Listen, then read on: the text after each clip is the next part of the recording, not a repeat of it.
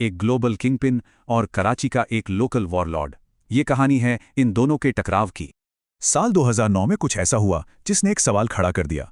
असल में कराची का किंग कौन था? दाऊद के भाई नूरा इब्राहिम को क्लिफ्टन से किडनैप कर लिया गया, जो दाऊद का ही इलाका माना जाता था।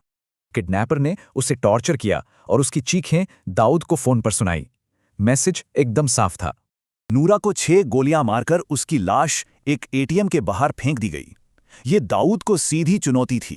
तो सवाल यह है कि एक लोकल गैंगस्टर ने एक ग्लोबल डॉन को उसी के घर में कैसे चैलेंज कर दिया? इसे समझने के लिए हमें दाऊद इब्राहिम और रहमान डकैत, इन दो ताकतों को समझना होगा। सोचिए जरा, 20 लाख करोड़, ये थी दाऊद की नेटवर्थ, 40 से ज्यादा देशों में फैले नेटवर्क के साथ। वहीं रहमान के लड़ाके कहते थे, हम जान दे भी सकते हैं और जान ले भी सकते हैं।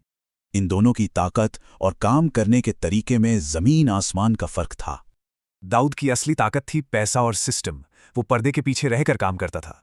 रहमान की ताकत थी उसके वफादार लड़ाके। उसे लॉयल्टी खरीदने की जरूरत नहीं थी, वो कमाई जाती थी। कहते हैं पूरे कराची में दाऊद का राज था, लेकिन लियारी वो रहमान का अपना किला था। ये बिल्कुल होम ग्राउंड एडवांटेज कैसा था। दाऊद को पिच का अंदाजा ही नहीं था। तो दाऊद अपनी गैंग इस्तेमाल नहीं कर पाया। उसने अपना दूसरा हथियार निकाला, द सिस्टम। दाऊद ने सिस्टम एक्टिवेट किया और सुपरिंटेंडेंट चौधरी असलम की अगुवाई में एक बड़ा ऑपरेशन लॉन्च हुआ। लड़ाई बहुत खतरनाक थी।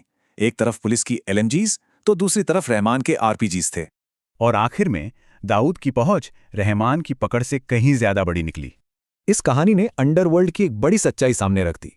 बात यह नहीं थी कि कौन मजबूत है, बल्कि ये थी कि कहां किस तरह की ताकत काम आती है, दौलत या फिर वफादारी।